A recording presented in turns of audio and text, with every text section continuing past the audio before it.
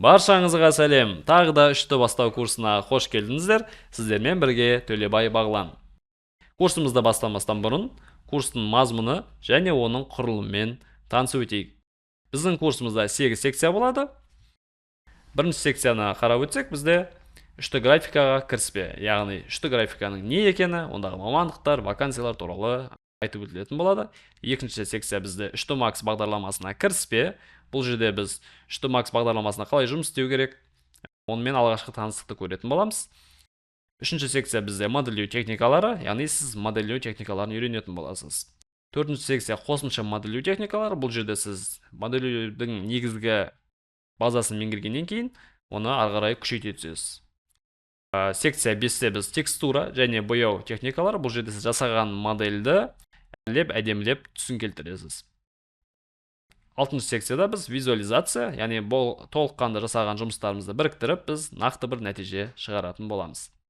7-ші секция бұл бізде проект, яғни сіз осыған дейін үйренген барлық нәрселерді біріктіріп, арнайы бір өзіңіздің интерьер дизайн жобаны жасап шығасыз.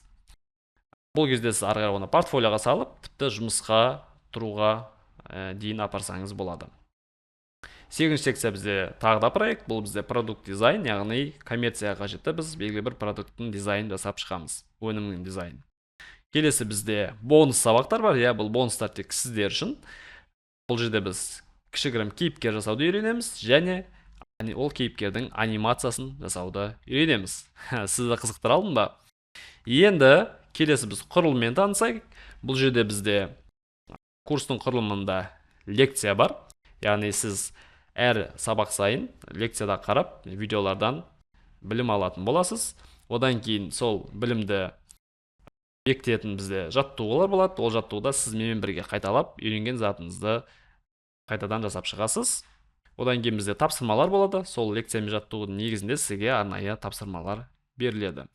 Келесі бізде материалдар болады. Яғни осы лекция мен жаттығулардағы материалдар сізге беріледі. Олар бізде .max файлы, жұмыс сахналары, одан кейін текстуралары, модельдер және горячий клавиш, шорткатс. Бұл бізде жылдам кнопкалардың тізімдері берілетін болады сізге. Жұмыс жасауға қажетті жылдам кнопкалардың тізімі. Одан кейін бізде әр тарауды аяқтаған сайын, әр секцияны аяқтаған сайын бізде арнайы практикалық кішігірім мини жобалар болады. Бұл сіздің сол секциядағы бүкіл үйренген дүниелеріңізге негізделген кішігірім практика.